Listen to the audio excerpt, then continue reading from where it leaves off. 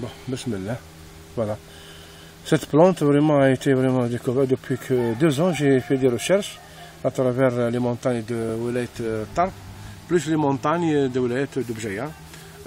Donc j'ai remarqué que cet arbuste, bon, je n'ai pas trouvé ni à Annaba, ni à l'est, ni à l'ouest du pays. Donc je l'ai trouvé uniquement dans les montagnes de Bjaya et dans les montagnes de El Tarf. Actuellement, depuis 2 ans, j'ai remarqué que cet arbuste qui a été vraiment non confirmé par les chercheurs, j'ai commencé à faire des travaux et des recherches pour comprendre et connaître aussi que cet arbuste épineux, c'est un arbuste qui est vraiment l'argosier. C'est l'argosier avec les baies que vous voyez là.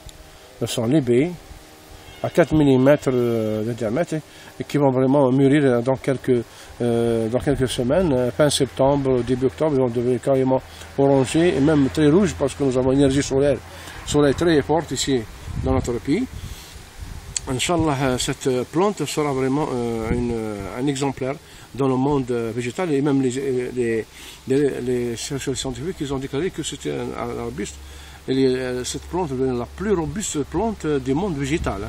Parce que vraiment elle peut résister à la sécheresse, à la chaleur de plus de 40 degrés et même résister aussi au froid, au gel, jusqu'à moins 35-25 degrés, tel que le chercheur français qui a trouvé ça, Jean-François, qui a trouvé dans les montagnes des Alpes, cet arbuste a été sauvage et il l'a mis en valeur. Il a vraiment multiplié cette plante par bouture et par le gain, et ben, ça a donné 35 hectares actuellement dans les Alpes. Nous, on va commencer aussi, notre côté Algérie, de faire planter cette plante à travers les zones vraiment plateau. Du côté, il peut résister aux embruns marins aussi.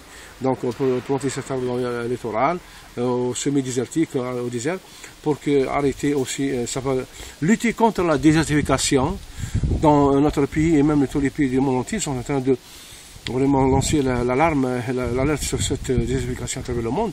Donc cet arbuste il peut vraiment résister à la chaleur et au gel, il peut vraiment ramener de l'azote de l'air vers le sol, et cet arbuste il est vraiment très efficace pour qu'il puisse vivre dans le sol pauvre, sablonneux, argileux ou caillouteux. Donc, et aussi il a les racines qui sont vraiment très fortes, qui vont bloquer les érosions et aussi bloquer l'avancement du sable vers le nord et du nord vers le sud.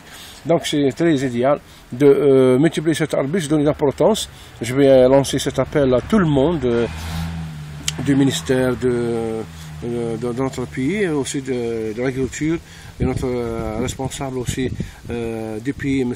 Sellel, qui va vraiment essayer de nous vraiment aider pour que cet arbuste soit vraiment planté à travers toutes les wilayats en pépinière.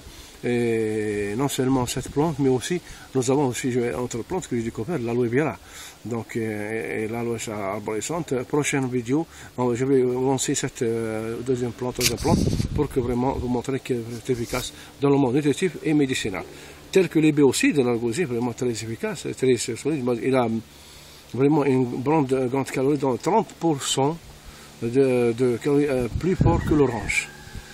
5 fois plus que le kiwi, donc c'est très utile, donc c'est vraiment effectif et aussi efficace en vitamine C et il va donner de l'énergie au corps vraiment humain et au corps animal.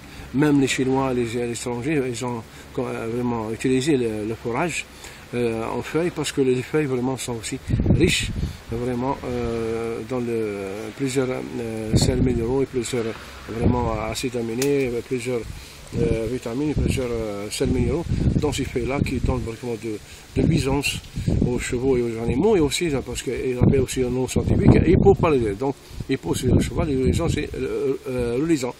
Donc hypopaludisme, donc c'est vraiment très utile. Cette plante on va essayer de commencer Inch'Allah à l'exploiter et la multiplier à travers le monde algérien. Merci.